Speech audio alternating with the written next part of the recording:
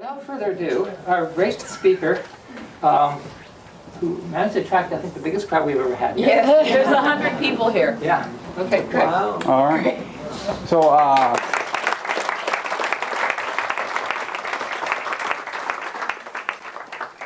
so my name is Craig McDougall. I'm a board-certified internist, and I practice at Kaiser Permanente. I do 60% of my time, I do primary care at Kaiser, but I also run a clinic at Kaiser, a consult clinic that focuses on plant-based nutrition and preventing and reversing chronic disease with plant-based nutrition and diet therapy. I went to medical school and residency, and it wasn't really there that I learned how to truly help people. It really was from my dad, who you mentioned, John McDougall, that I truly learned how to help people, and that's with the food. I mean, that's really where people are where they're gonna thrive. I mean, my first, what I'll do is I'll describe the ones that are important. I'll describe what I was gonna show on there.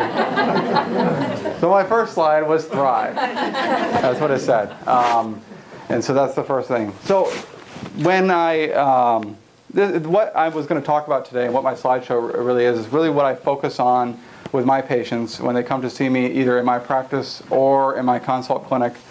This is what I talk about to help them with their change, and kind of my view on a plant-based diet is what I talk about. I also give this talk to employer groups in town and kind of other situations as well. So the first part is I kind of set it up as that. What does our health look like in America? And if any of you have seen the CDC map of our weight across the nation and how it's changed over the last 25 years or so, and as you all know, I mean, we're getting bigger, and so that's kind of where I started out, just kind of setting it up that, you know, our health, and you can overlay actually any map over this same map of our weight. And it could be the same thing for health or diabetes or heart disease, cancer. I mean, they kind of overlay very well together. So that's what the first slides are focusing on, and it kind of just shows you. If any of you guys haven't seen it and want to see it, you can actually go to the CDC website and look up obesity and CDC, and they have a presentation of the slideshow showing the change in the color across the map. Indicating that the weight is increasing substantially. And we were the fattest in the world. That title was overtaken by Mexico, I think, last year. But we are the heaviest. But why do I bring up weight? Because the focus isn't really weight to me. And it's not all about weight loss. Because there's so many different ways to lose weight. I mean, people can, they can take, if I gave somebody chemotherapy, they'll lose weight. If we were to use diet pills, they'll lose weight. We used to wire people's mouths shut and they'll lose weight. Now we cut out stomachs. I mean, that's what we do now. What I wonder to myself when I was thinking about these things, just because I learned it from my dad, I also tried to go through it myself and, come to the same conclusions as well. So when I was trying to think about, well, how do I help my patients lose weight? There's lots of ways. You can go into the bookstore. You'll get, 1,000 different recommendations. You go online.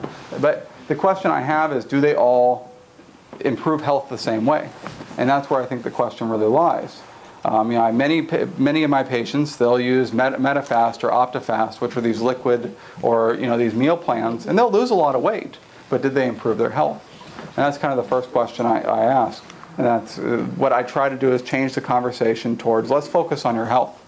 And let's improve your health first. And a good side effect of that is that when your health improves, your weight goes down as well. So the next slide is actually, looking at our health. And if you guys have ever heard, we spend the most money in the world on our health care, but we have some of the worst outcomes. So that's what the next slide was about. The next slide shows our top leading causes of death. And this is from the CDC, and they are heart disease, cancer, chronic lower respiratory disease, stroke, unintentional injuries, Alzheimer's disease. We can go on further. Diabetes, nephritis or kidney disease, influenza, pneumonia, or suicide. A good number of these are directly influenced by people's lifestyle and lifestyle choices. And a lot of it has to do with diet, besides the lung one, which actually there is some evidence that even lung-related diseases, lung cancer and COPD, may be affected by diet in addition to the smoking as well.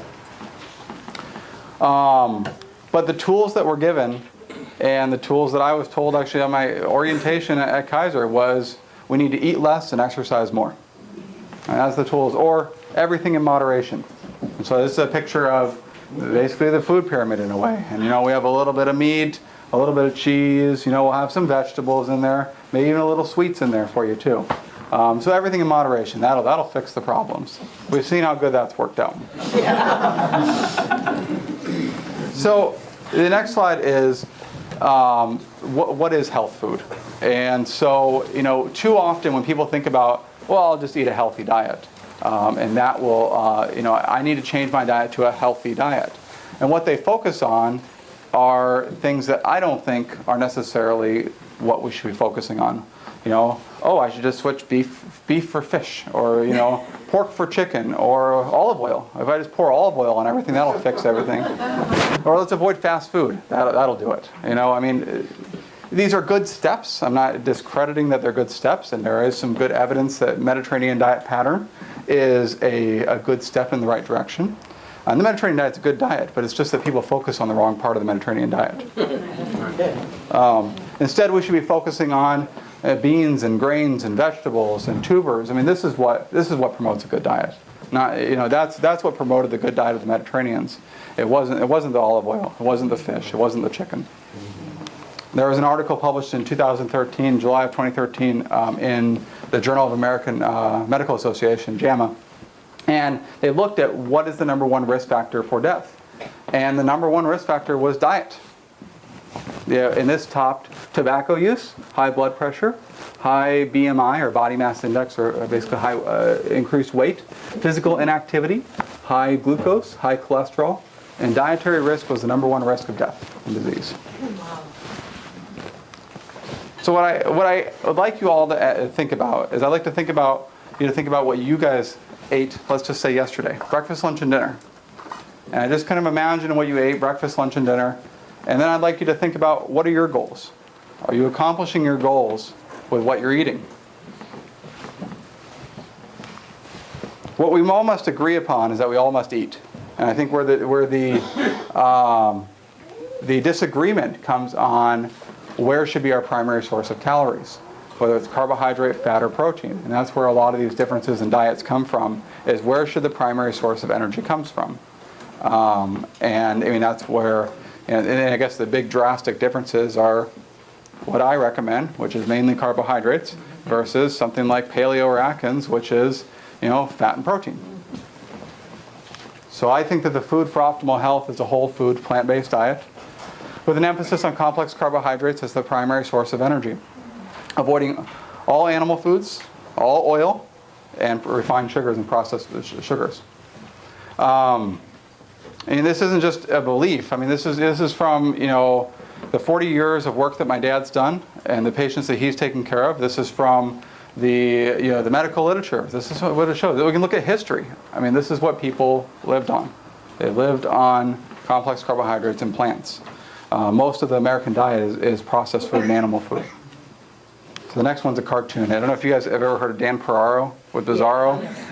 So he has this great cartoon, and it's a picture of a gorilla. I'm sorry. Yeah. And he has a weasel asking him. He says, "No meat at all? Are you sure you're getting enough protein?"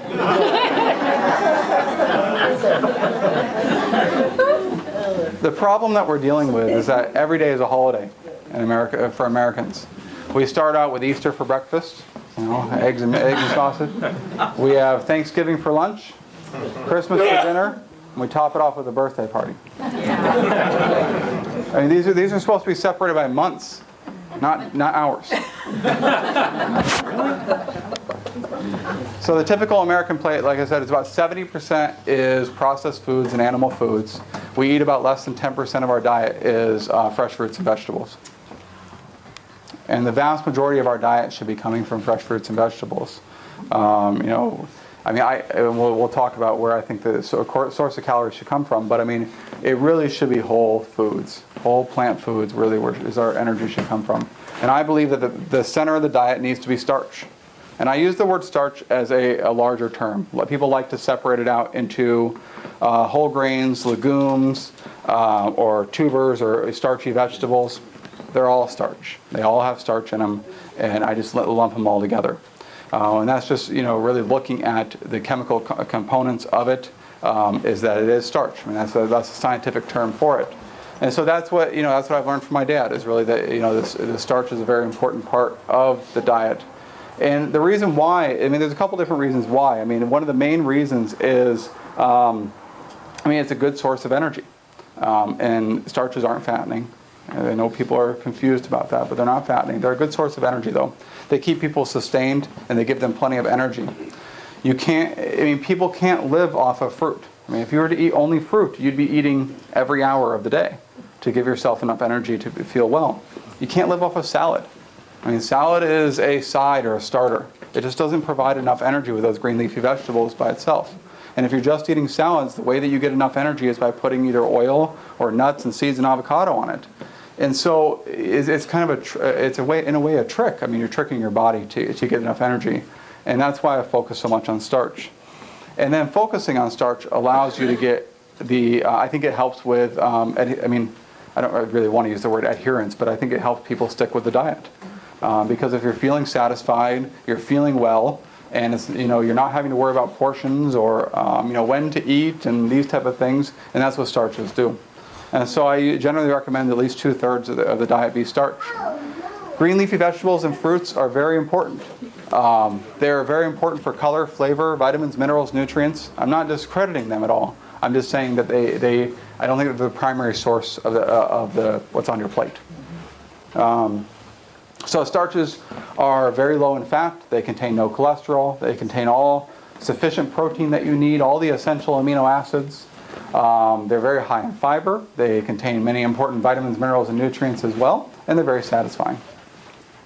So the next is kind of, if any of you guys have seen my dad talk before, some of these are from his slideshow, and it's showing you what starch is. And it'll be a picture of fruits. Fruits are not starch. And it'll be a picture of green leafy vegetables, so lettuce and onions and peppers, and these are all great foods, but they're not starch, and they're really good to add to your starches.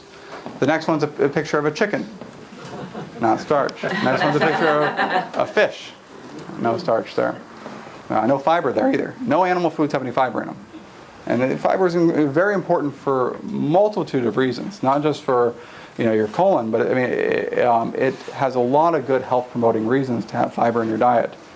We consume dramatically lower quantities than our ancestors did. One of my dad's mentors, Dennis Burkett, he was known as the fiber man. If you haven't heard of him before, I would recommend you look him up. His name's Dennis Burkett. My dad did an interview with him it's actually on his website, if you guys are familiar with his website. And all of it's for free and everything, but it's drmcdougall.com. And he has an interview with Dennis Burkett about fiber. And the information that he provides, that's where my dad started learning about it. His mentors are Pritikin, Burkett, and Walter Kempner are some of the three mentors my dad learned diet therapy from. And I consider, in this generation, my mentors are people like T. Colin Kimball, my dad, Esselstyn, Barnard, Ornish. These are the people that I've learned so much from, and I stand on their shoulders to be able to do what I'm doing today. So then I show you pictures of starch. So oatmeal, beans and rice, a bean and rice burrito, corn, potatoes, pasta, a rice bowl with some asparagus and some seaweed in it. And then I'm going to show you a picture. Well, you don't see it, but I'll tell you about it. Of things that are not food. And so we get confused sometimes with what food is. And even vegans, they get confused sometimes with what food is. Things that are not food are olive oil, Doritos, vegan cheese, vegan meat. These aren't food. These are processed foods, and you just read the ingredients. I don't even know what half of these ingredients are, and there's issues with this isolated soy protein that they put in it. The isolated and textured protein is not health food. Sorry, and it's very high in oil, high in fat, and it's not. I don't recommend it. I recommend whole food. Other things that are not food: milk, donuts, cottage cheese. These things aren't food. What about tofu or tempeh? So tofu is a little bit different. It doesn't have the same processing that isolated soy protein That's what I does. thought, yeah. I So it's think actually a whole product. it's a whole from product. I mean, they soybeans. do process it a little bit. Yeah. It's soy products just in general. I mean, just soybeans or tofu. It's higher in calories. It's higher in fat. I mean, so if somebody's trying to lose weight, I don't necessarily recommend they should go out and eat a whole bunch of tofu or soybeans. It's more like peanuts. I mean, a soybean is much more like a peanut, and so it's much more higher in calories than another type of bean.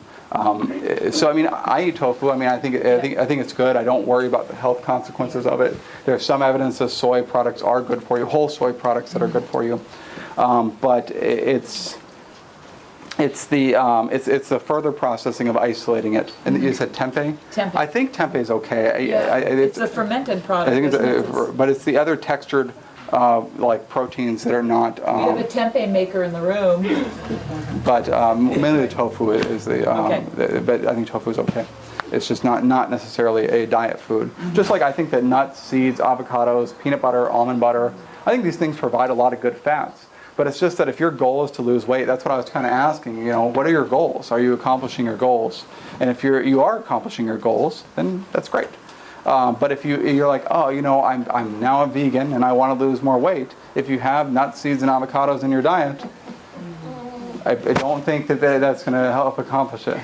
So so the next part is, you know, why do people want to change? I mean, why should people change their lifestyle? Why should they change their diet? And I think that everybody has their own reason why. Whether it be they want to lose weight, whether they want to get off medications, whether they want to prevent disease, whether they want to be around for their grandchildren, whether it be because of what we're doing to animals, whether it be because of what we're doing to the planet. And there's lots of different reasons. I personally focus on the health. And the reason why I do is because then it helps, because the whole foods I think is so important. And if you're just doing it for the animals and the planet, which I think are great reasons as well, it's just that you may feel it's okay to have other soy products or these fake meats and fake cheeses, which I don't think are healthful. But if you're focusing on your health, you'll get all of those reasons in addition. So the next slide is food and disease. And so this is another cartoon from Bizarro. Maybe some of you have seen it. So it's three men at work, and they're picking out food out of a bag from what appears to be kind of like a McDonald's type of bag. And it says, heart attack with extra cheese, heart attack with bacon, double bypass, no pickles. Hey, where's my diabetes and large stroke? So there's multiple reasons why I think that the diet affects health. I mean, I don't think you can reduce it down to one thing. Like T. Colin Campbell's newest book, Whole, I mean, we too often reduce things down to one part of food and not look at the whole diet in general. And so the next couple slides were just going to be what are some of the other theories, or some of the theories, and it's probably all of them together to be honest with you, of why the food is affecting people's health. And the first one is epigenetics. So this is a new term and a new concept that's coming up, and it has to do with how the food affects your actual genes. You can't change your DNA, but you can change how the story is read. And so I use kind of the words on a page as an analogy. You can't change the words on the page, but you can choose what words that you're writing. And there was a recent article that came out last year that looked at dairy protein. And so whey protein actually turned on genes that helped that coded for obesity and acne and cancer and diabetes. And so there's ways that the food is affecting how your own genes are expressed. Because we can't change genes, but we may be able to change how they're expressed. The other new concept that's come out more frequently is also this concept of a microbiome. And so what this has to do with is the bacteria that's in your gut. And the bacteria that lines your gut plays a very important role in your own health. Whether it comes from immune system, there was actually just an article that came out last week that had to do with a high fiber diet confers to bacteria in your stomach that decreases your risk of asthma. And this was done, and they kind of looked at the change in the bacteria that occurs when people when they change their diet. And there was another article that made a lot of press last year, which had to do with a substance called TMAO. and that's called trimethylamine oxide. And what they found is that what they did is they fed people L-carnitine, which is found high in beef, and then they also repeated the experiment with choline in eggs and cheese and other things. But they fed these foods to them, and they measured the substance called TMAO. And this TMAO seemed to be related to the risk that you had of heart disease and strokes. What they did is also, this is a great part of the experiment, is they fed a piece of beef to vegans. And what they found is that it doesn't raise the TMAO. And so whether you eat vegan or not, I mean, it's mainly probably the fiber that probably changes it, but it changes your gut bacteria. And so your bacteria in your stomach are going to basically be selected for based on what you're eating. So if you're eating a high fiber diet, it's going to select for bacteria that are in there that are going to be able to digest that fiber. If you're eating a high animal food diet, you're going to select for bacteria that does that. And it seems that the bacteria that are selected for animal foods seem to raise that TMAO in the bloodstream. So the next thing has to do with weight. And there's a lot of things that probably affect your own weight. The calories is one thing, but it's not focusing on just one specific thing. But I mentioned about the genes, calories, your exercise. But one thing that is not, I guess, focused on as much, you guys have probably heard of this before, but energy density or calorie density. And so this has to do with how much energy is packed into a certain amount of food. And so I have two different pictures up, and one is a whole bunch of food, and one is kind of a littler amount of food. And the difference in them is the same amount of calories, but it just has to do with the energy density. And so people will feel more satisfied when they get more food in their stomach and it stretches them out. One of the main reasons that people feel satisfied is stretch receptors in their stomach.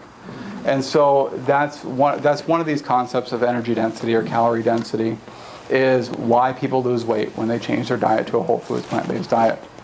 And then I show it again with another picture of different stomachs that have different type of food in it. So butter, 500 calories would be a very small amount of the stomach. Cheese would be a little bit bigger. Meat would be a little bit bigger. And mainly it's more water that's in these foods, so it has more space that it occupies.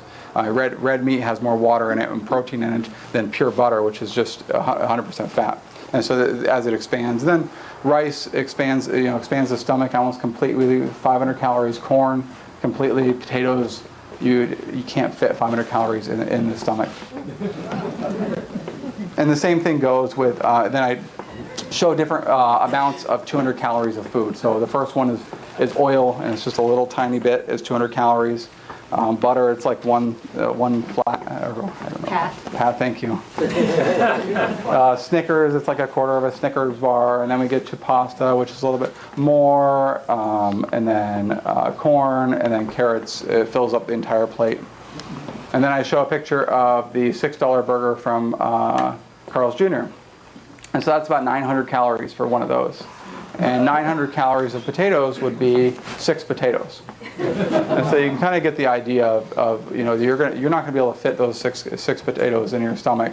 And that's one of the reasons why people can feel more satisfied with whole foods and avoiding processed foods or animal foods or things like that. So one of the concepts actually that if any of you have heard of Hans Steele before, and I think actually even Ornish, his title of the book was, but eat more to weigh less. That's kind of the idea. It's not about portion control, it's about eating more to weigh less. And so there was a study that was done in 2004 kind of looking at this idea, and what they did is they took people with 3 different diets and they fed them ad libitum, meaning that they could eat as much as they want. And so one group had kind of their standard American diet, same percentage-wise, I think it's like 50% carbohydrate, 20% protein, and about 30% fat. And then the other 2 groups ate a high carbohydrate diet, low in fat and low in protein.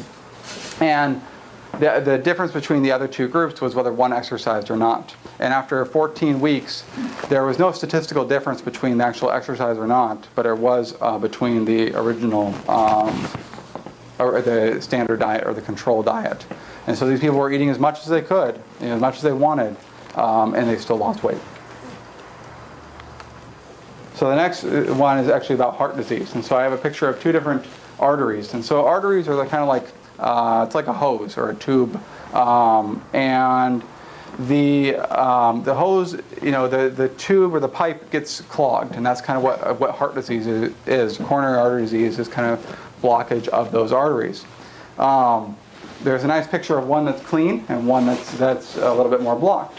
The one that's clean is really actually, it's hypothetical, because almost 100%, I think it's actually virtually everybody in America has beginnings of blockages or blockages in their arteries.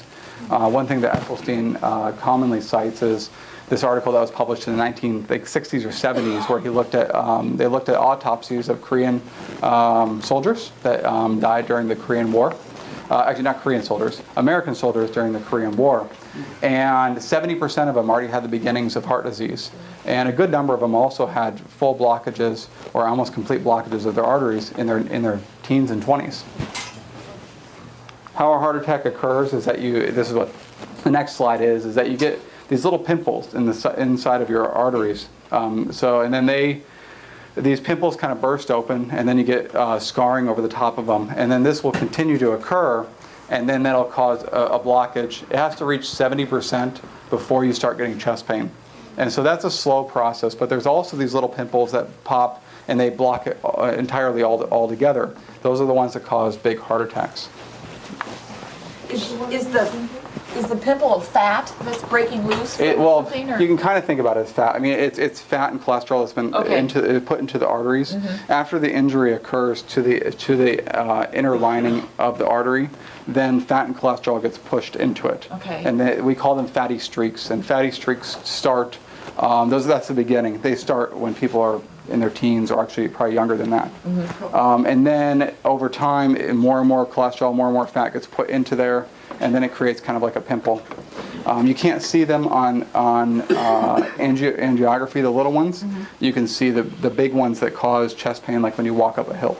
And those are the ones that if in Esselstyn's book, he shows actually a picture of an artery that's been clogged, and then he shows one that's been opened up after they followed his diet. And so, I mean, that's kind of the idea, is that they're trying to open it back up. But those big ones that you see on the angiogram, those are the stable ones. They're not the ones that are causing people to have these massive heart attacks and dying.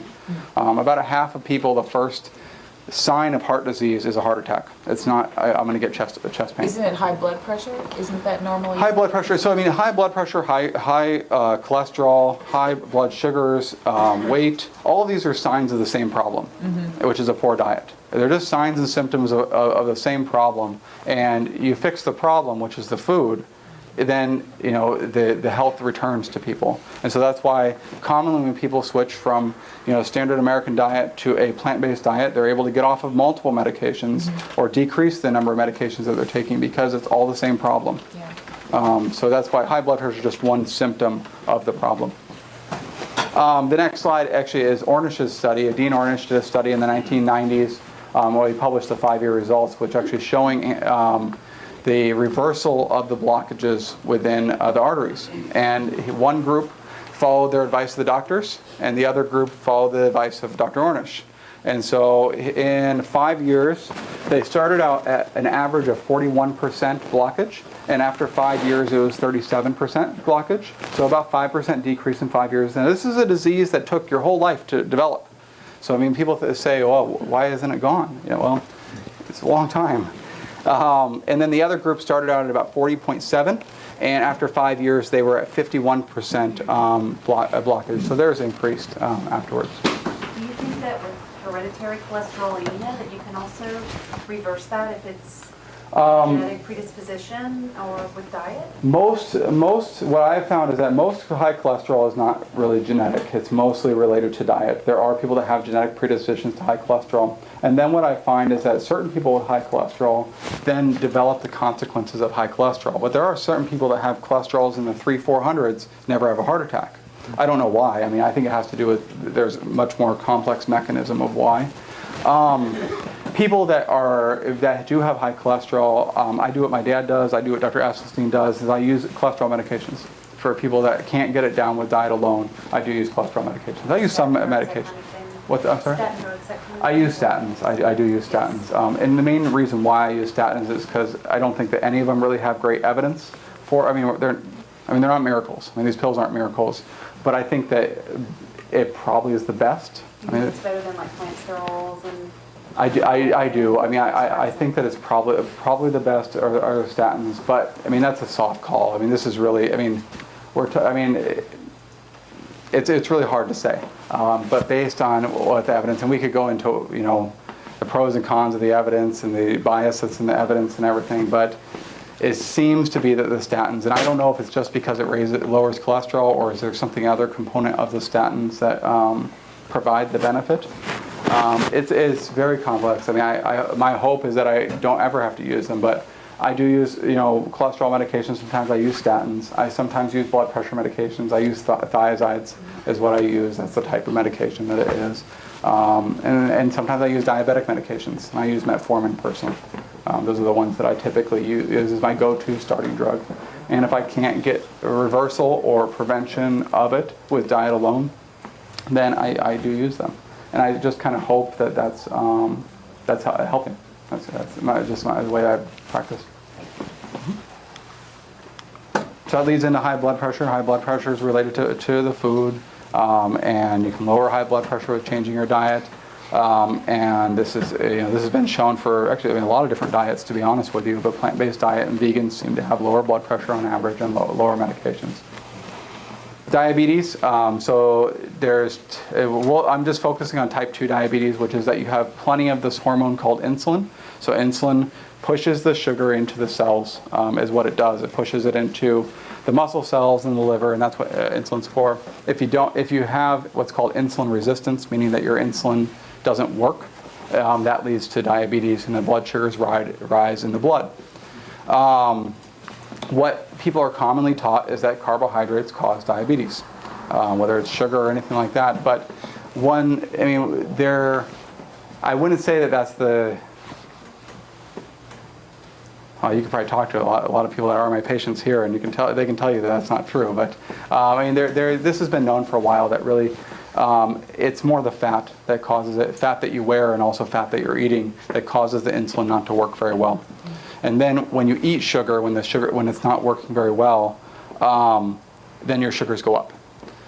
It's just that it's very easy to deduce that if your blood sugars are high, therefore it's because I ate too much sugar.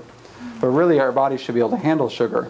So why isn't it handling sugar? That's more the question that I try to look at.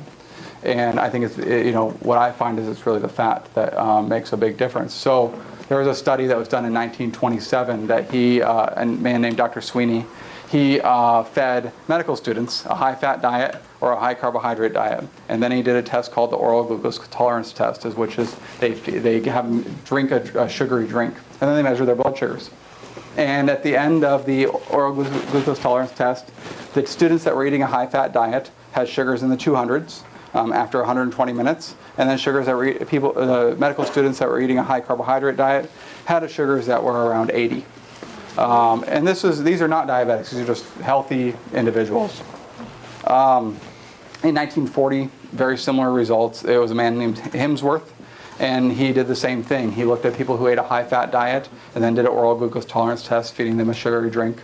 And those who have ate a high-fat diet had very high sugars that went up to about 200 at 50 minutes, and then they came back down towards normal at about 150 minutes. And then the high carbohydrate diet, they had a small rise, but then it came back to normal much, much quicker. This was also shown in a study that was published last year, 2013. They looked at type 1 diabetics. So type 1 diabetics are people who do not make insulin, and so they need to inject all their own insulin. And what they looked at is how do their sugars do and how much insulin they required after they ate a high-fat meal or a low-fat meal.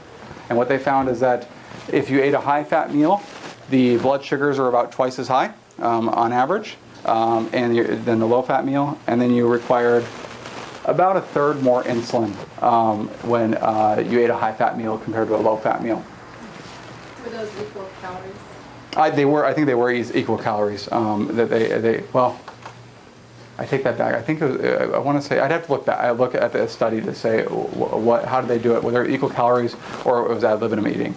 I'd have to look back at how the methods were done. I'd have you show you or tell you the reference if you want. It's Diabetes Care 2013, April. I think it's volume 36. Well, it's 36-4, pages 810 to I want to say it's 816. The next slide actually is from Dr. Barnard and some of his work, and he looked at the incidence of diabetes based on how much animal foods is in your diet. So the prevalence of diabetes for vegans is the lowest. It was 2.9%. For lacto-ovo-vegetarians, it's 3.2%. For pesco-vegetarians, it was 4.8%. For semi-vegetarians, it was 6.1%, and then non-vegetarians, it was 7.6%. For cancer, what I show is actually graphs of cancer in Japan versus England over time. And Japan has had a big change in their diet over the last 60 years. They've probably halved the amount of rice that they're eating, and they've gone from zero amount of dairy products, now they're eating about 130 grams of dairy products. And they also doubled the amount of fish that they're eating as well. So back in 1960, I believe, the incidence was 20 out of 100,000 for colon cancer for women.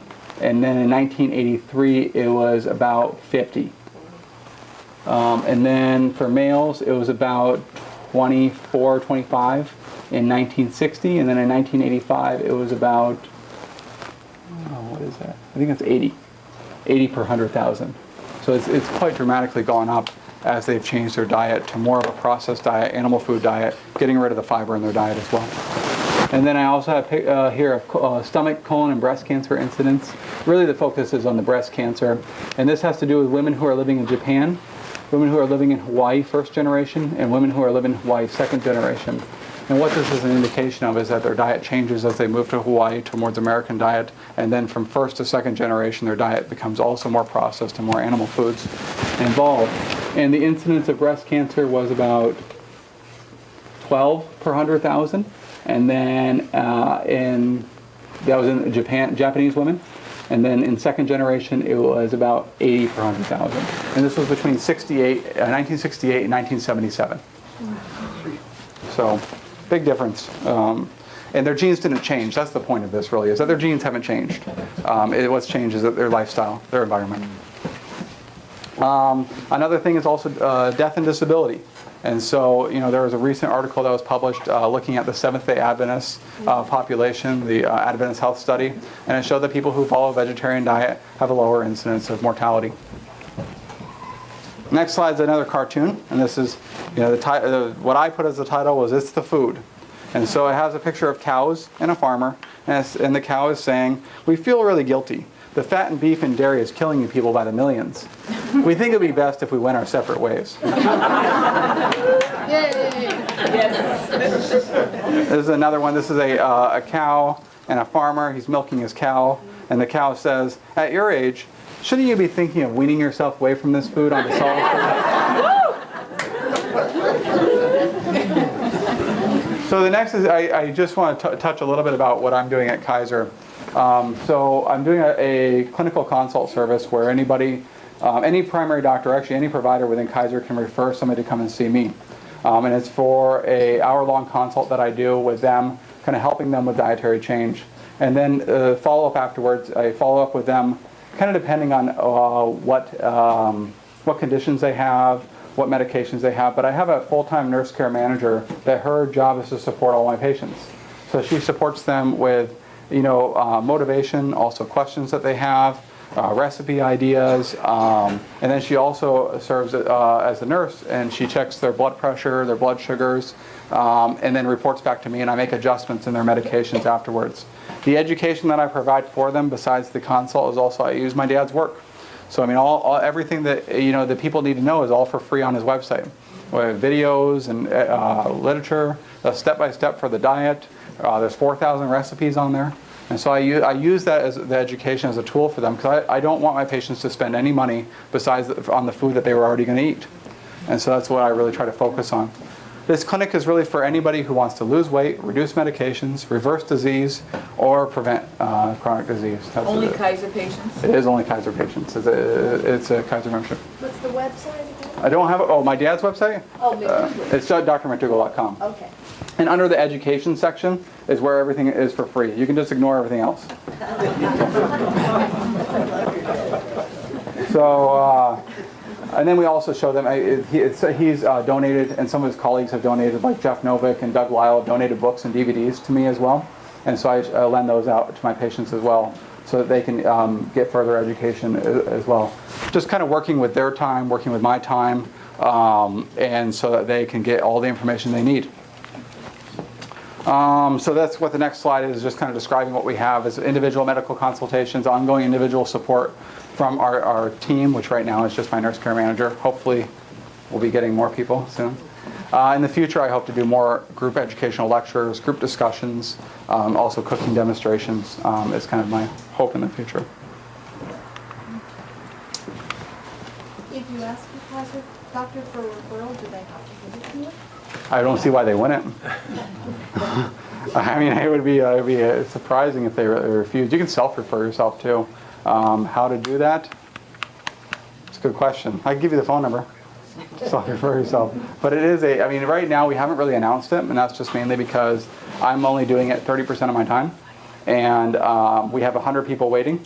And it's about a month or two before people come and see me. So that's kind of why we haven't announced it. My ultimate goal would be that this is offered to everybody who's had a heart attack and everybody who's going to get started on insulin. That's kind of my next step. I mean, ultimately everybody, but that's kind of my next step. Do you find that the have a barrier around cooking, or does it seem like? I think they all have barriers of everything, every sort, whether it be cooking or whether it be, I mean, there's many individual barriers that people have. And what I try to help them as much as I can. I mean, I've lived this my entire life, and so a lot of times, and I'm a very simple person. I eat the same thing every day, essentially. And so my nurse care manager is much more helpful in those type of real-world practical aspects. She met me back in May, and she just heard my name, and somebody said you should go talk to Craig, and I shared with her what I would do if I was given the opportunity. Because really what they wanted to do was revamp our weight management program, which was really not existent. And so they really wanted to revamp it, so they hired this woman, her name's Kim Carlson, and they hired her to revamp it. So she went and interviewed anybody who's interested in health or diet or weight loss within Kaiser, and they all kind of talked to her and I guess told them what they wanted to do. And I told her what I would do, and they gave me the job. And so, so I'm the lead physician for weight management, but I didn't like weight management. So we changed it to healthy living. That wasn't my focus. I mean, we like what I said. I mean, my focus is more the health, but that's where it comes in. But she's changed herself and her whole family over, and then she's helped. We've had 120 people come through and see us, and she's helped them change their lives as well.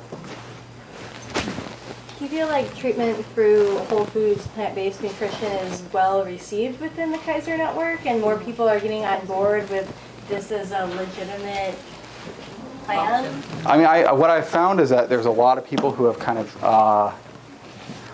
are, in a way coming out, and saying, that, hey, I do that too, or, and they didn't really have something to stand behind. Yeah. And so, what I've kind of tried to do is put our clinic and what we're doing myself out there to say, this is real, and we're going to do this. And so, I haven't gone. I gave a talk to Kaiser just when I started my clinic. It was right before, and I mean, there was some. I think it was very well received.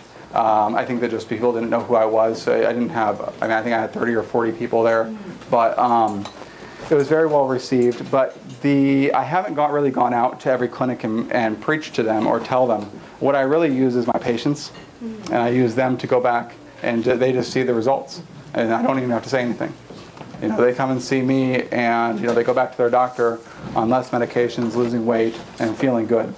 And that's where that's what I've more used as my education. I hope. I guess going through residency or going through medical school, I don't need somebody to kind of shove something down my throat. And so I think it's better to have sometimes it's better to go in through the back door and kind of educate them a different way. You seen MS patients, you're basically, advocating this long time. Are you seeing MS patients ever? I have 2. I don't have a lot. And I think it's just because I'm not really advertising. I don't think that it really gets out there. I have a very young woman and a middle-aged woman that has come and seen me. My dad's more taken the focus on that. And that was mainly because of OHSU. He did a study with OHSU that he just finished. But it's not necessarily my passion. I wouldn't, but I think that people can, based on Dr. Swank's work, I think that people can benefit. How important do you think it is to do like organic and non-GMO? I think it's better. I think that non-GMO or organic is better, but I don't use it as it's not a deal breaker. A lot of my patients can't afford going to Whole Foods or New Seasons, and based on the literature, it doesn't really show that there is benefit of switching over. But yes, I do believe, and I eat organic, and I think that all of our food should be labeled not, GMO or not GMO. I think that's all good, and probably if we could get everybody in America eating a plant-based diet, we'd probably see a lot more of this disease based on GMO or not GMO. But the big picture is the meat, cheese, dairy, and eggs. And so until we get rid of those, I don't think we're going to see a lot of the differences between organic and non-organic and GMO or non-GMO. What do you eat like on a daily basis, since you eat the same thing every day? And do you Probably eats exactly what you do. I eat beans and rice. beans and rice? I eat beans and rice probably about five meals a day. Or not 5 meals a day, 5 meals a week. I probably eat beans and rice. I eat pasta once in a while. Potatoes. To be honest, I don't actually eat a lot of potatoes. I'm not a big potato person. I eat hash browns, but I just use frozen potatoes and I cook them without oil. Those are my little things. I don't really like a lot of complex things. My wife and I don't go out very often. And just like all of you, I get better every year. I wouldn't consider myself perfect. And I get better every year. I think that, it's all about practicing and revising and getting better. And so, 5 years ago, I didn't have the same priorities. I didn't have the same diet. It was a moderate diet, right? And so, I do get better every year. And so, when I branch out a little bit more and, decide whether I'm going to eat out as much as I do or not, I try. And if you did eat out, where would you go, since everybody uses oil? They all use oil. And so Yeah. that's one of the things that, I know it's not good. I don't think it's good for me. And so it's one thing that, actually Campbell wrote in his book very nicely. He said, you try to make the best choices you can. And so, I have a very tight schedule at work, and I have a young daughter. And so I don't cook myself food for lunch. And so I do go out for lunch. And I usually go to either a Japanese restaurant locally and I get udon. That's a common thing that I get, or most often I go to Qdoba, and I know they have oil in it. I do know that, and I don't kid myself thinking I'm being healthful for myself. But I just try to make the best choices, and that's what Campbell mentioned in his book was you do your best. And so in the home we don't cook with oil. In the home we don't cook with a lot of things that I know we just cook very simply. All the people who are out there promoting veg, both Esselstyn's and Furman and Ornish and Barnard and your dad and all these people, there's a lot of raw, go whole food, plant-based diet, and you will get healthier. Yeah. But they don't, at least what I have not seen, and the exception is Neil Barnard, is really statistically backing that up and saying, yes, we really have been able to help X number of people, and here's the percentage in their improvement. And Neil Barnard, on one health condition, he actually came out and said, we're only able to help 40% of the people with this condition. And that was really refreshing to me to say, okay, this diet, once you have some health condition, the diet's only going to take you so far, probably. Yeah. And so what is it that you're, where do you draw the line and kind of say, this diet will do X, maybe, and you just recognize that the diet isn't going to be enough, and what are the other things that you need to do that might be helpful? Because I don't hear anybody talk about sort of the failure rate or the we can only help you 10% by going on this plant-based diet. One thing that you have to keep in mind with any type of study or any type of diet study is that adherence. Who's doing it? He's saying that 40% got benefit. Well, how close were they to his recommendations? Did they all 100% follow it 100%? No, not a chance. So okay, then going back to her question, Yeah. what gets you to the point where you're putting somebody on statins? What do I do? No, What at what point do you say the diet isn't enough, you need to go on statins? Yeah, they made all the changes they're going to make. I mean, if somebody says... So you think that if they really were 100% compliant with the whole foods, plant-based diet, eating the healthiest of healthiest, it could resolve the lifestyle diseases? So a lot of damage has been done to people. So a lot of people who have come to see me, they've had damage done to their liver, damage done to their pancreas. And so I don't think that, and Barnard's studies are a good example. I mean, his study that he did on diabetes, he wasn't able to get everybody off all their medications. Now, let's just assume they all followed it and he wasn't able to get them off. It's because there are some people that have damage done to them and they can't reverse that damage that's been done. But I don't know. I don't know until somebody somebody comes to me that's 200 pounds overweight, they're on insulin or a number of medications, and most often you can get their medications down in a short period of time, but most of those studies are 12 weeks. His studies are 12, 16 weeks. They have not lost that 200 pounds that they need to lose. So sometimes I don't know until they've reached that point. When they've reached where their goal weight is, whatever weight may be, the BMI has, pluses and minuses to it, but we say that they're down to closer to their ideal weight, and they still are not, they still have high cholesterol, they still have, high blood sugars. I do use medications. And that's kind of, or they tell me that this is what I can do. This is the lifestyle I can live. Because part of it is adherence. If they're telling me they can't live without oil, they can't live without this, but they made some wonderful changes, it doesn't mean that I shouldn't, still treat them. Or treat them with medications or anything like that, or still give them support. Did that answer your question? Kind of. I guess what I was looking for is that if somebody is eating the perfect diet and they haven't had damage, is there a point where the diet just isn't? You're wondering if there's a specific diet for certain people? No, more it's a recognition of how much the diet can or cannot address the health issue itself. I think for most people, a majority, I think that the diet can affect it. But you're right, there are people that have genetic disorders with high cholesterol. It's only about 1 or 2%. It's a very small amount that have genetic disorders that have very high cholesterols that are not ever going to be controlled with diet. And then you have to think about, well, is that high cholesterol going to affect their life? And I don't know. I have certain patients that just tell me, I'm not going to take a medication. And, they've changed their diet and they don't want to take a medication. And truth is, the medication may help them a little bit, but they did the big thing, which is change their diet, even though the cholesterol is not better. It's just a number. And so even though the cholesterol is not better, it's just a number. And I don't know how much extra benefit that statin would do. So it's hard to say. There's people, not commonly, but there's people that come in that they'll change their diet, they still need a blood pressure medication. And, that's just the way it is. But I also have people, when I work with my dad, that come in and they tell me they're a vegan, and their cholesterol still drops 30 points when I'm working with my dad, and we're feeding them the food. So, I don't know. So, the whole business of protein, everybody in this community seems to use the same data and all, but yet it's still popular in the popular media. Dr. Oz comes on and does a whole show about how we need to have protein foods and all this stuff. You're just not getting enough protein. Where is that coming from? What's going on? The meat industry. Is that commercially driven? Is there data? A lot of it is, yeah. No, it's not. Is there just conflicting data, or is it just all commercially driven? Not conflicting data. Protein deficiency really truly occurs when there's calorie deficiency. And so we see it in starvation countries that are starving. We'll see protein deficiency.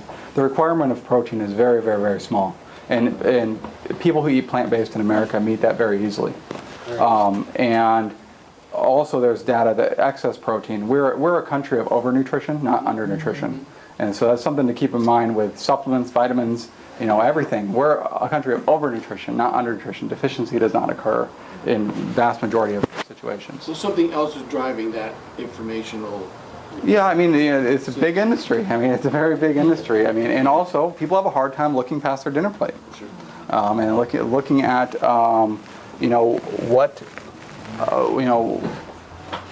what they should be eating or what they want to eat. And that could be part of it too. But I mean, the American Heart Association for years said that you couldn't get enough protein from plants, and then in 2010 they changed their view.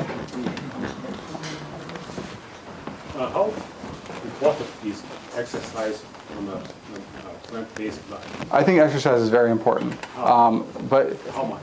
I can't tell. I think it's important to move. That's really what it comes down to. I think it's very important to move. There's not like you need to do 90 minutes here. You know, I think exercise is very important for the mind. It helps dramatically with depression and also with sleep, anxiety and stress. I find that as your goal of exercising for weight loss is very. Some people have it very difficult, either because they can't stick with it, or because the fact that you have to run or walk 35 miles to lose a pound. And so that's a lot of what they have to do. At the same time, your appetite increases when you exercise. So then if you haven't changed your diet, you're going to then consume more of the bad food. And usually it doesn't offset the amount of exercise that you just did that day. So I think it's incredibly important. It's just I don't think it's necessarily the key to weight loss. I think it's 80% food, and then maybe another 10-20% is the exercise. But I definitely tell everybody they should move. I don't think it's a good idea to sit around. I think that, and if you're at a desk job, a lot of times people can get standing desks, and there's evidence that standing desks are improvement of health and everything as well. But the exercise and what's the relationship between exercise and insulin? Oh, it helps dramatically with diabetes and blood sugars as well. It seems to help the insulin work better.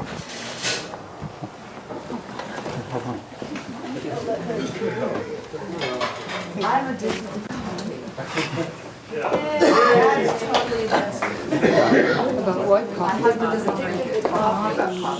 I mean, so coffee, I mean, it's a stimulant. It's a drug. I mean, and so I don't think it's a health food. There is some evidence that it raises cholesterol too. So I mean, it's I mean, that's kind of what it is. I mean, it's, Do you drink it? sometimes I mainly drink tea. I drink green tea every day. I drink coffee maybe once a week. What about But that's what? Yerba mate? My what? Yerba mate. It's a tea from it's another. Oh, I'm not familiar with that. Sorry. The requirement for protein is small. Yeah. So what is that? Like how many grams? Yeah. I've heard 25 grams. As What was the question? what's the requirement of protein? Like how many grams of protein is required? I've heard 25 grams. Most vegans and vegetarians get about 50 to 60 grams of protein. Percentage-wise, I think it's about 5 or 7% of your calories should be from protein, and that seems to be enough. I mean, you can use the analogy. I mean, sometimes to kind of get that answer is you look at the time in your life that you're growing the most. So the time of your life you're growing the most is between the ages of 0 and 6 months. The ideal food for a 0 to 6 month old is breast milk. The amount of protein in a breast milk is 5%. 5%. So I mean, it's just one thing to conceptually think about it is one thing, but there has been studies that have looked at it, and I believe it's 25 grams. I'd have to go back and look, but All people, no matter if you're male. well, there's difference. So I mean, like, so if you're more active, there is more requirement of protein. People will naturally eat more protein if they're more active because they're going to eat more food. And so it's not that you need to consciously make sure that your percentage goes up. It's just that you're naturally going to eat more protein when you're exercising. But you do need more protein during those times. And there's probably other times during sickness or other times that you probably need a little bit more protein. But it is very easy to get 25, 30 grams. It is very, very easy, especially in America. I mean, it's very, very easy in America to get, or Western, very easy. Additional vitamin D supplementation would be So, I mean, we should be getting our vitamin D from the sun. And there was a study that was done in actually Eugene that showed that people who came in with fractures had a normal vitamin D level. Just people who came in. The trouble is that you're probably right. I mean, it's a little bit harder to get vitamin D up here. But the trouble is that the pill is not the same thing as the sun. Right. And so the data doesn't really support taking a pill for vitamin D. And so that's the question. Is I know that we get a little bit less up here, but is the pill supplementing that? And I I don't know if that's the case. A lot of people think it is, but I don't know if it's the case. I mean, I think the most important thing is trying to get out in the sun. And then there's also other parts too, is that vitamin D levels, there is a lot of controversy in that too. I mean, what does that really tell you? Vitamin D levels go down when you gain weight. Vitamin D levels go down if you're sick. So, you know, we have these things. You know, some people are familiar with CRP, which is a C-reactive protein. It's a marker of inflammation. Well, vitamin D is a negative marker of inflammation. So if there's more inflammation, vitamin D will go down. And then also vitamin D is stored in the fat cells as well. So fat in the liver and fat cells too. So it's going to be lower in people who are overweight, just naturally. So then, do we give the pill and then it boosts it back up? Does that fix the problem? I think that's more of a question. I don't have an answer for it. I think that the evidence for taking vitamin D and calcium is really in elderly institutionalized women who can't get out in the sun at all, and it seems to decrease the risk of falls and fractures.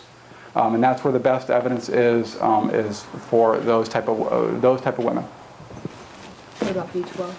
B12 is definitely important. I mean, B12, if you're eating a plant-based diet, B12 is an essential vitamin.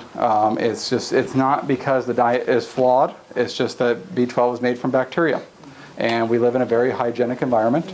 And so, you know, we don't have the chicken running across our table. You know, so I mean, B12, you know, bacteria used to be also in the soil more too, and so that the B12 rich bacteria, that's been diminished. So I found B12 deficiency commonly actually in people who eat American diet, because I check it on everybody who come to my clinic, and I check B12 deficiency, and I would not say that it's not.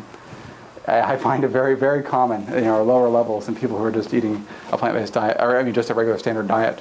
Also, the PPIs, which is the omeprazole, Prilosec, Protonics, these type of things, they lower B12 levels, or they actually they interfere with absorption of B12, and so that could be part of the reason as well.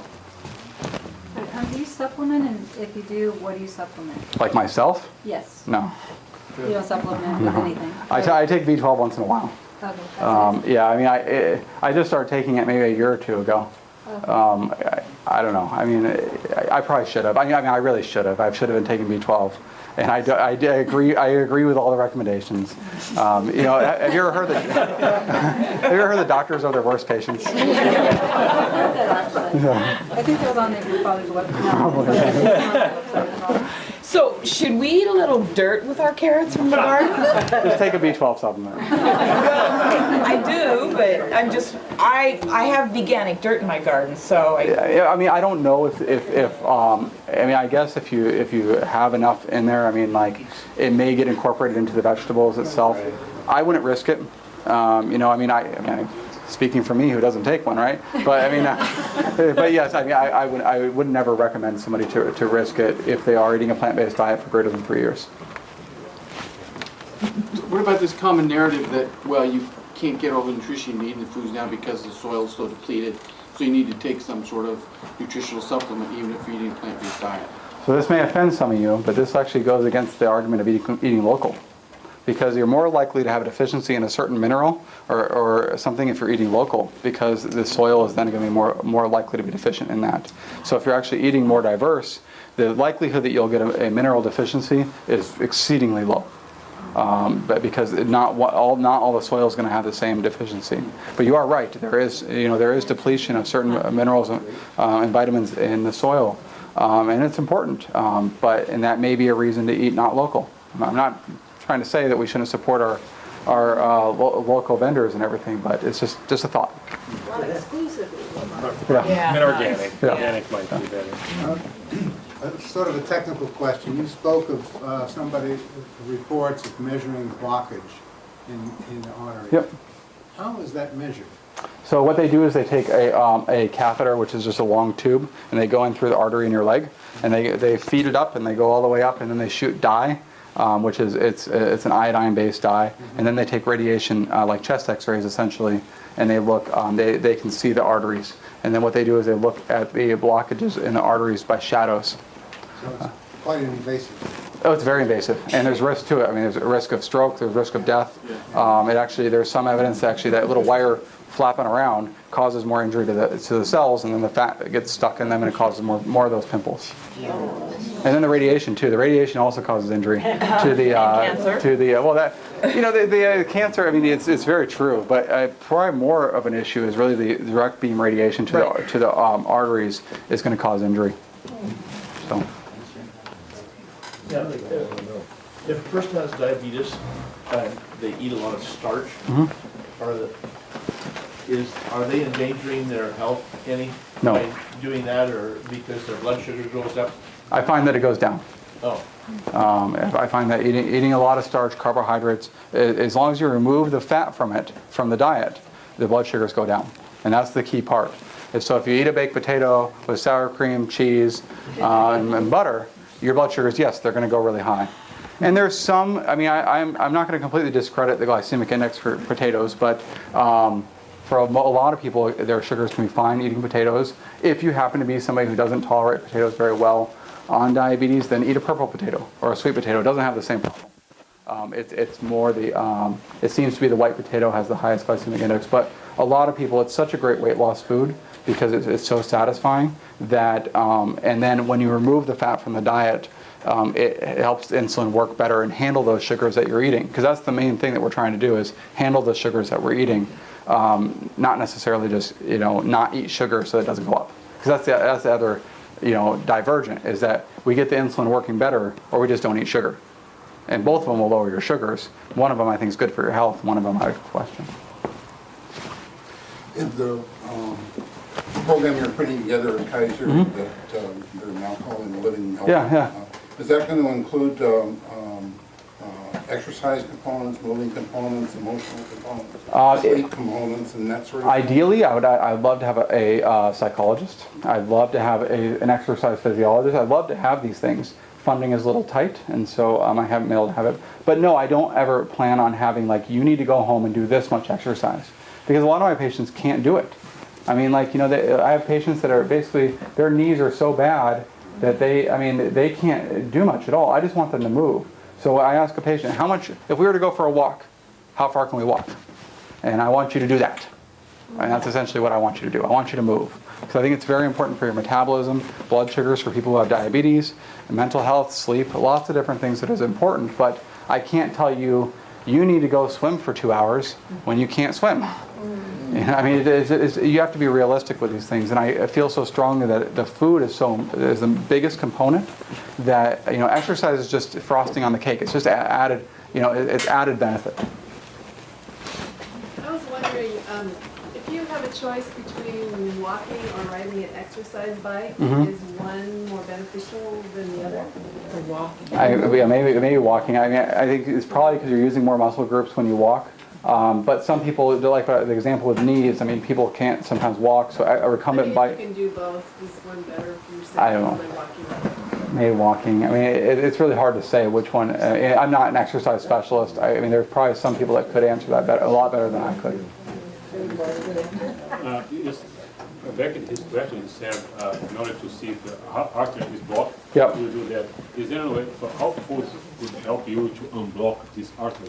How plant-based food can help you? How does it, or how much do you have to do it? How does it? Does it do? It's probably complicated. I mean, it's probably very complex of how it occurs. Does it help? Oh yes, yeah. It definitely helps. I mean, based on the studies from Esselstyn and Ornish, it appears that eating a strict plant-based diet, Esselstyn's is much stricter, and I would probably encourage people to more go towards Esselstyn's program who do have heart disease, because I think it's going to give you probably better and faster results. Ornish does recommend a little bit, or I don't know if they recommend it, but it allows a little bit of low-fat dairy and then fish oil as well. Do you have any patients who are taking any sort of psychotropic drugs that a side effect is weight gain, and then you help them? What do we do in those situations? Yes, because plant-based diet is still. Yeah, I find that those people need to be a little stricter, and they may benefit from a little bit more activity and movement because you are kind of pushing a rock uphill. Because a lot of them, what they do is they affect appetite, and so naturally your appetite should be fine. But if you're affecting it with medications that's going to stimulate your appetite, then you're right, you need to be a little bit stricter. And so, one thing, my dad has a maximum weight loss program, and basically what it is, it's avoiding all the fats completely, so nuts, seeds, avocados, entirely. Flour products he recommends getting rid of entirely, because it's just flour products are more concentrated in calories. And so, if somebody, so if somebody is eating much more of a whole food diet and they add flour products, they'll probably gain weight, to be honest with you. It's not because the sugar turns, it's just more calories packed into that small thing. So it's just being a little bit more stricter that would probably allow people that are on those to get the same benefits. So you're thinking your dad's diet is the one to follow, not? Why do I recommend my dad's? Which diet do you think? I think Furman, Barnard, Esselstyn, my dad, Ornish, they're all great diets. I think they're all good diets. I think that the difference is what's going to work well for you. Why do I like my dad's after learning about all of them? Is because I think that starch, I like eating starch. And I like having starch as a big part of my diet. And it's not, I'd say that Esselstyn and Campbell are essentially almost identical. Furman's a little bit different, and Ornish is mainly the same too. They're all very, very, we're talking 99% the same. So to me, I think they're all going to benefit you. Okay. We have time for about 2 more questions, I think. What's your current caseload for patients? Like for my primary practice? How many people are assigned to you? 1,200. Whoa! Do you see that number being reduced with your increased attention on your clinic? Maybe. It has reduced. When I started there, I was 1,600 patients. I didn't have 1,600, but that was what I was going to get to. And then as I've decreased my time and gone towards my specialty clinic, it's decreased to 1,200. It'll probably decrease down to 1,050 is probably where it goes to. That will be my next step. I won't have just 1,050. I think how many patients I have, I think it's 1,300 or 1,400. And that's just because they have us run a little bit higher. I was just curious, how can a person know if they have heart disease? Arteries? Yeah. How do you measure? How does if I wanted to go right now and say, how healthy are my arteries? There's not really. You don't want to go through the testing. Chest pain. So if you have chest pain or shortness of breath, they do a stress test. That would be the first step usually, which is walking on a treadmill, looking at the electrical activity. And then if that's positive, then they do the angiogram looking for blockages. Well, these are looking for big blockages. A stress test isn't going to be positive until you have a big blockage. Even an angiography is not going to be positive until you have big blockages, 70%. So is there a way to measure arterial elasticity? They do that nowadays. It's with the catheter. They can measure pressures. I wouldn't worry. Essentially what I tell people who are eating the American diet, you should probably assume. Right there. The standard American. Yeah, standard American diet. I've been reading books by Dr. Joel Furman, trying to follow his Yeah. recommendations, and I wondered if you could comment about his... The differences?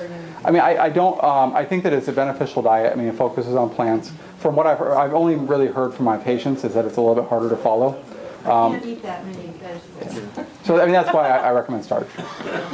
And Furman, by the way, will be speaker at Veg Fest coming up this year. In September, so Yeah. I was going to... I think it's just it's a small difference, and I've just heard for certain patients. They sought me out. He says you should get 30% of your calories from vegetables. Green leafy vegetables. Green leafy vegetables, Yeah. which is... That's essentially what I say about 20% or so. It's just that 70 or 80% I think should be starch.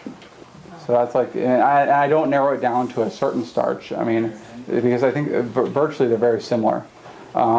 People like to focus on, certain foods are better than other foods. There may be some small differences between kale and spinach, but honestly, if I can just get people to eat the food, they're doing so much to their health. And what percentage of fat do you recommend? Like what they all recommend, 10%. That's usually what it works out to be, is close to 10 to 15% is usually what it works out to be when you're eating a diet like this. And the same with protein, right?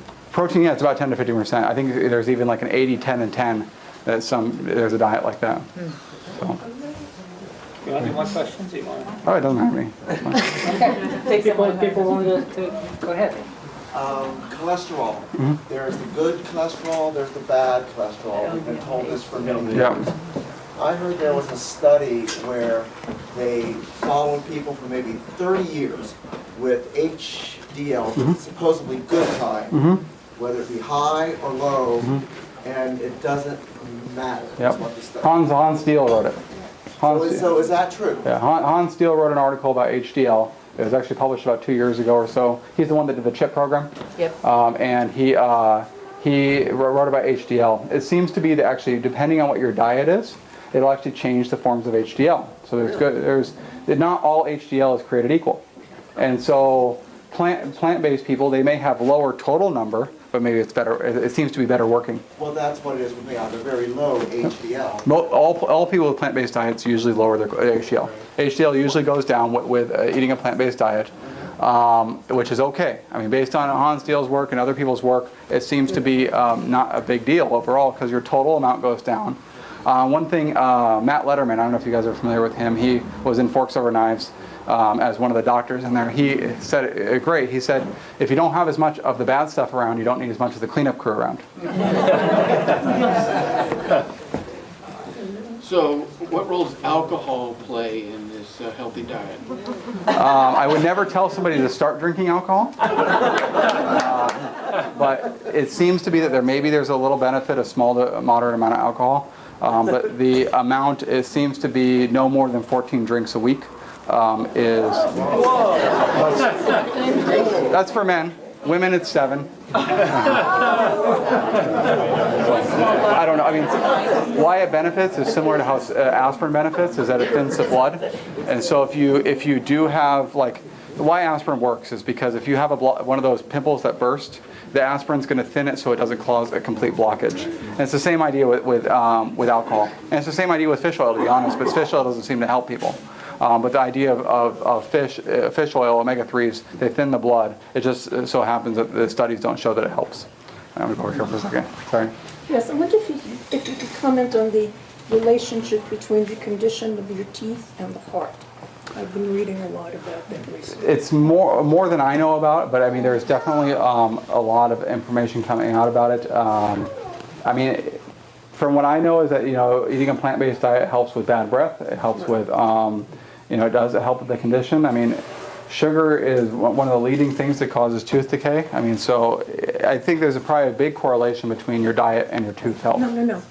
I'm talking about the heart and your tooth health? Teeth, yes.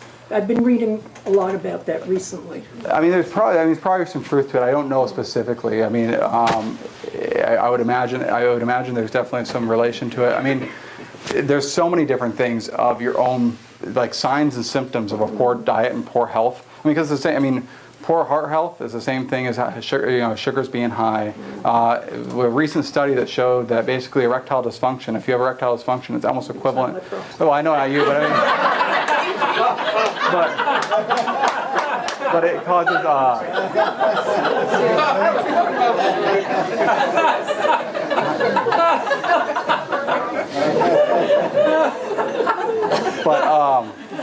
erectile dysfunction is strongly linked to heart disease. So if men have erectile dysfunction, I mean, it's almost equivalent to having a very, very strong risk factor for heart disease and a likelihood that you'd have a heart attack in your lifetime. So there are different signs and symptoms that your body could express the same disease. And so I'm not familiar with the tooth health. Could you shed a little bit of light on probiotics?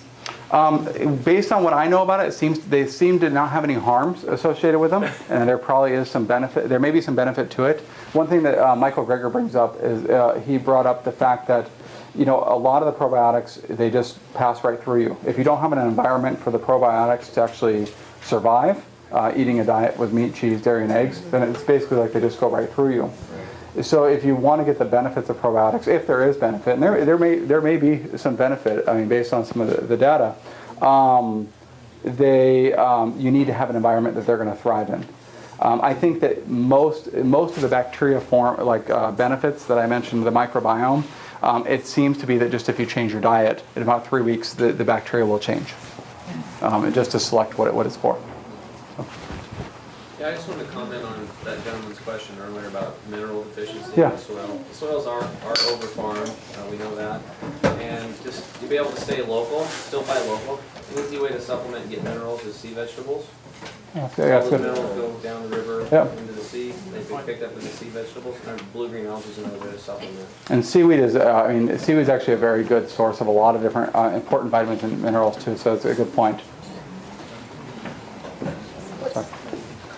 What's proper ratio of omega-3s to 6s? Oh, that's a good I'm question. not sure, to be honest with you. I mean, I've heard 1 to 1, but the trouble is that the omega-3 data really, I mean, taking an omega-3 supplement doesn't seem to be beneficial. So it's not that you need to supplement yourself with more omega-3s. It's that maybe we're eating too much omega-6 would be more the issue. If there is a certain balance between it. What they know is that vegetarians and vegans have lower levels of omega-3s in their blood. What we also do know is that vegetarians and vegans have lower incidence of heart disease. And so, to me, the correlation doesn't seem to be there.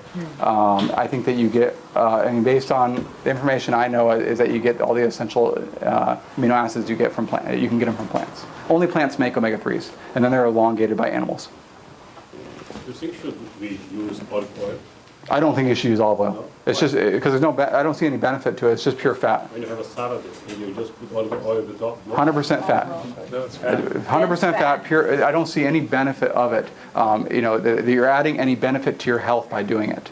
And you know, a lot of my patients need to lose weight, and so adding 9 calories per gram that you're putting on there, that's a lot. That's a lot of calories. And so that's why I recommend avoiding oils. Yeah. What do you put in your salad? Balsamic vinegar.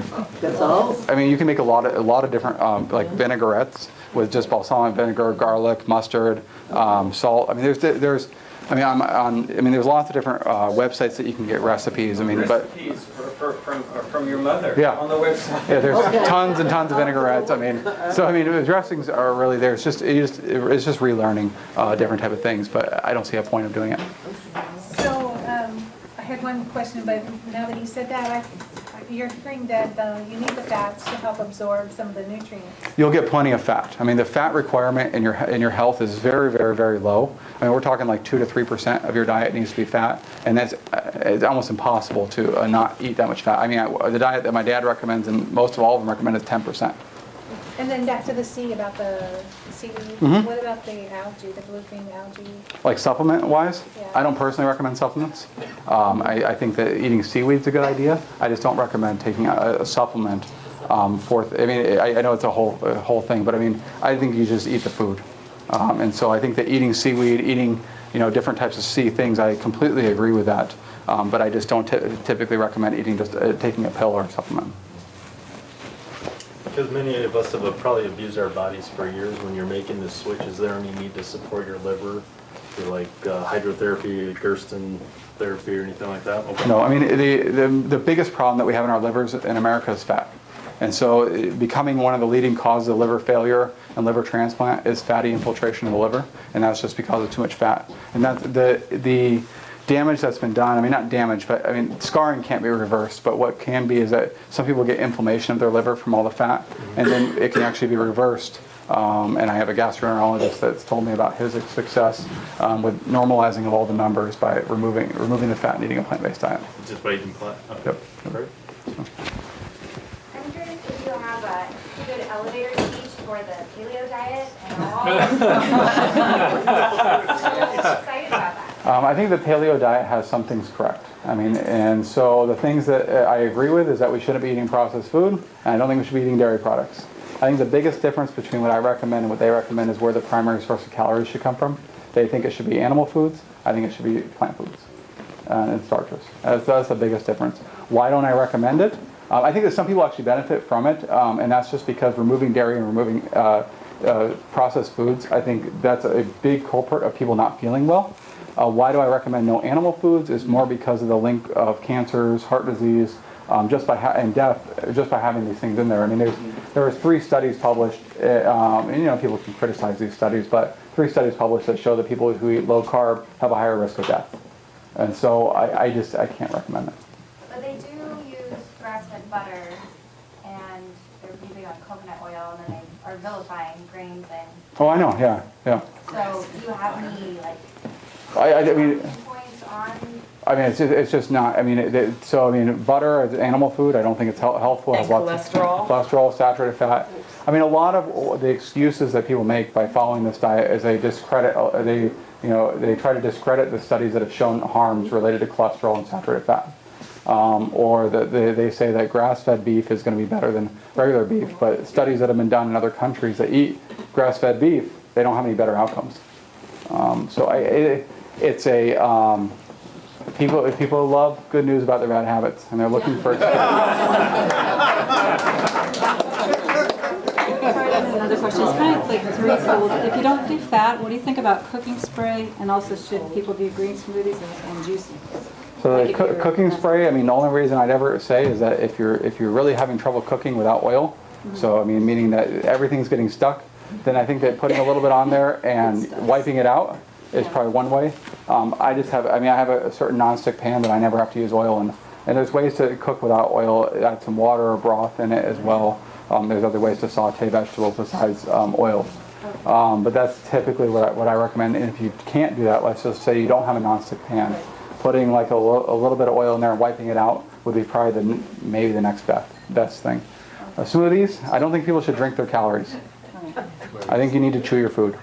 I do chew my smoothies. Good. I think you need to chew your food. I do. I mean, but you want to chew. I mean, you take apples, for example. 3 apples are going to smoothie down to a very small amount, and so you're just concentrating a whole bunch of calories into a small area. So people who are trying to lose weight, I don't think that consuming juices or smoothies and stuff is a weight loss technique. I mean, if people are not trying to lose weight, it's not hurting you. I don't think it's hurting you, but it's just that drinking your calories is generally not the best. I think I think that drinking water and eating your food is the best. What about smoothies that are made with whole food, like kale? And You should eat your kale and you should eat your apples. You should grind it up. I do both. The fibers in there, really, you should really eat it. You really should eat it. I've been wondering about that. Yeah.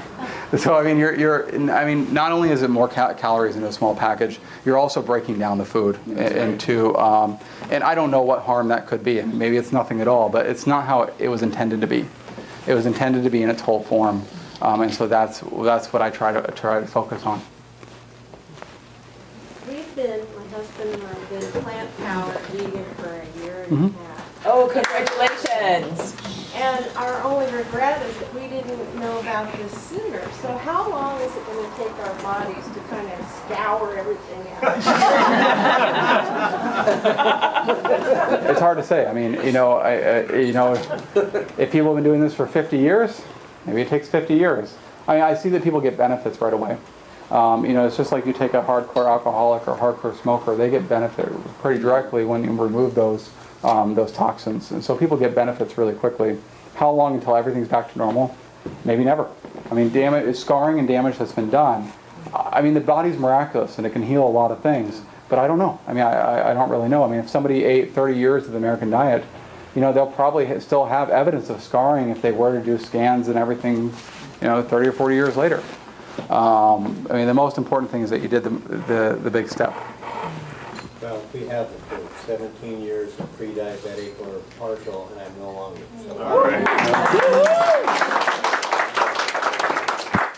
Comment on salt in the diet? I mean, so there's a little bit of disagreement. I don't think that you should consume large amounts of salt. I know that Jeff Novick, for example, who works with my dad, recommends a lot lower salt than my dad directly does. And it's not like my dad's recommending high salt. He's just saying that his point is more that salt and sugar are scapegoats for the big problem. And so I'm not saying that, eating a lot of salt is good for you. I think it's best to not cook with salt and then add it afterwards where you're going to taste it. And then you'll automatically consume less. Also, just avoiding animal foods, because most animal foods are made with salt. You'll decrease the salt consumption. So I mean, like cheese and all the meat soaking and everything that people are done, it's usually salt.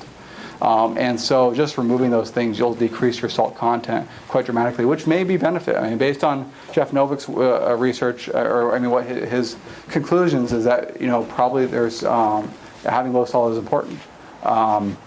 I guess my question and what my dad and I talk about is there's some studies that show that too low of salt may not be the best for you. And it's questionable. It's definitely questionable. I don't think that you should be having high salt. And I think it's, what does Jeff recommend? I think it's less than 2,000 milligrams. I'd have to go back and look at what he recommends, but I don't disagree with him. I mean, Jeff is amazing. Furman's even less, he's like 1,600.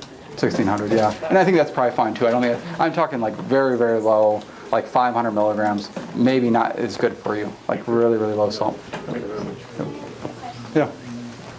This is not really about weight loss, but just a curiosity I Yeah. have as a parent. Yeah. I'm wondering if you're seeing, I feel like I'm seeing a huge increase in the number of kids who are nut allergic and flour allergic. One, do you see that as a doctor too? And also, what do you see in terms of the research and what is maybe causing that or affecting that? There's different theories that could be occurring from it. One of the theories is GMO. I mean, that's one of the theories that's out there. Another one of the theories that is actually an article I just read today about the microbiome and the bacteria, and actually just adjusting your bacteria, removing the fiber from it, and may make you more allergic to things. There's also data that this has actually been more overdiagnosed, meaning that what really is allergies maybe isn't allergies. There's different theories about it. I don't have a position on it specifically, but yeah. I'm just curious. Yeah. Because it's, yeah. I have a question on, is omega-3 fish oil effective at lowering cholesterol or blood pressure? It lowers triglycerides. That's the main thing. But this is a numbers game that they're playing with the omega-3s. It may lower your numbers, but based on the studies that have been done looking at outcomes, it doesn't change the outcomes. And so it's just a numbers game. It's not all about controlling the numbers. It's about, well, does it make an effect in your life for the better? You mentioned Dr. Deal's CHIP program, Yeah. and I just wanted to say if anyone's interested, there's going to be one starting in the Beaverton area towards the end of the month. And there's a couple different CHIP programs I think in town, and his program does great work. He has had some great results and everything, and it's right up the same. I mean, I think it's almost exactly the same as what we've been talking about today. Do you recommend sprouting your nuts, seeds, and I think that certain people that have trouble digesting things, so like for example, a lot of people that switch to a plant-based diet have trouble with beans, and so the beans may be a little gassy, and so sprouting your beans overnight will actually help with some of that. It digests some of the sugars that are in there by sprouting them overnight. I don't necessarily say that people in general need to sprout stuff, but if you are having an intolerance to a certain food, you may benefit from sprouting your beans or whatever it may be. Did I answer it? How important is it to have 8 glasses of water a day? I mean, by just eating plant-based, you get so much water in your food that having eight glasses, I don't know. I mean, you get so much water with just plants and fruit that you get a lot of water specifically from that. What do you consider as a true high cholesterol? Like high level? Yes. I mean, based on old observational studies, less than 150 is ideal. Total cholesterol, and that's what Esselstyn shot for his study that he did in the 1980s, 1990s. He shot for less than 150. If they didn't accomplish it, he put them on statins. I think it was I don't know if it was statins. I'm not sure if statins were popular enough then, but he put them on a cholesterol medication.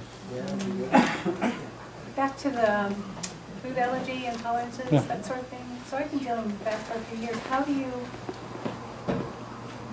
do you get help for that? Because I started with my primary and said, let's do some food allergy testing. She said, no, it's not allergy testing. Let's send you to the dermatologist. They give you skin cream.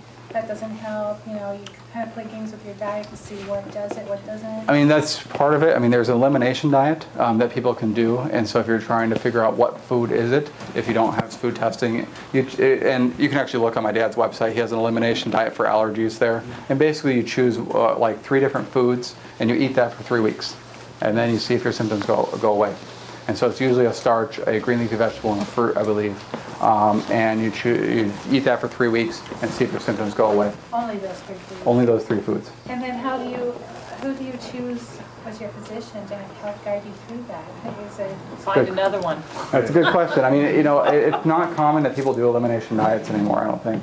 I do it for some of my patients. I recommend that they do it if they really aren't getting well. I had a woman who was eating plant-based, and I suggested to her to just eliminate, just choose one food. And I knew she had one that she did well with, And so she ate that, and she noticed all of her digestion issues went away. And she found that it was actually potatoes and wheat that were her issue. And so I've never seen potatoes really be an issue, but certain people are just not going to tolerate certain foods. And I don't know if that's just because of where people came from originally and what starch was available in that area, and they got used to that.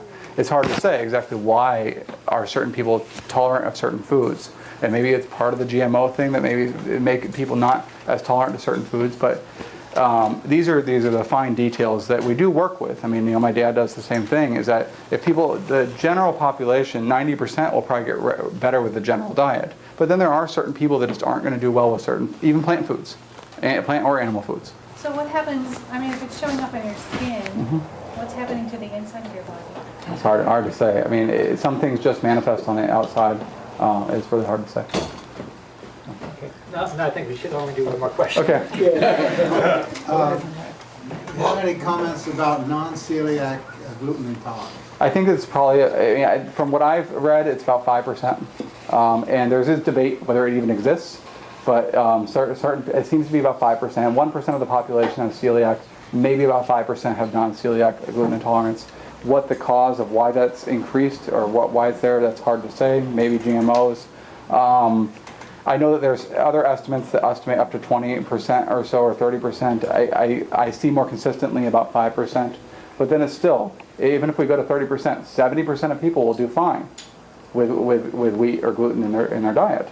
So to recommend a diet eliminating it for the vast majority of people, which is a very good, healthy, source of energy and a healthy thing for them, I just don't go that direction. I mean, that's the main thing. Is that I'm trying to capture the most people we can.